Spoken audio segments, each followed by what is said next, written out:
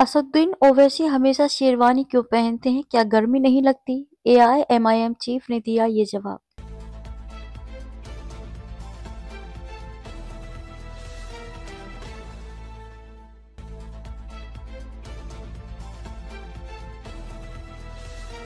असदुद्दीन ओवैसी की party all India मजलिस Ittehadul Muslimeen AIMIM Bihar विधानसभा चुनाव में मुख्य रूप से सीमांचल क्षेत्र और मुस्लिम बहुल सीटों पर फोकस कर रही है।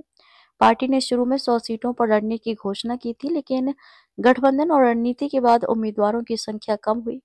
एआईएमआईएम ने 25 उम्मीदवारों की आधिकारिक सूची जारी की, जिसमें प्रदेश अध्यक्ष अख्तरुल ईमान को अमौर से फिर मैदान में उतारा गया है। इनमें 2 गैर मुस्लिम उम्मीदवार भी शामिल हैं, जैसे सिकंदरा से मनोज कुमार दास और ढाका से राणा रंजीत सिंह। पार्टी ने तीसरा मोर्चा भी बनाया है।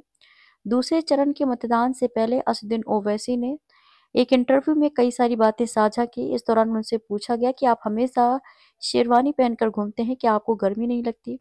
ओवैसी ने जवाब दिया, इसमें कोई लाइनिंग या पैडिंग नहीं है, ये कुर्ते की तरह है। अब आप मोदी जी की तरह मत कहिए कि ये कपड़े देखकर पहचानो।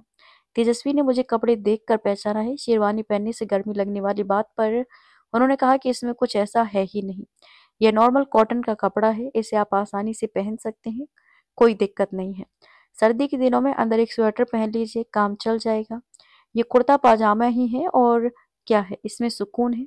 देश की पहचान से जुड़ा है, सूट बूट तो अपने से नहीं हो सकता। 2020 के बिहार विधानसभा चुनाव में एआईएमआईएम ने 5 सीटें जीती थी, हालांकि 4 विधायक बाद में राजद में चले गए।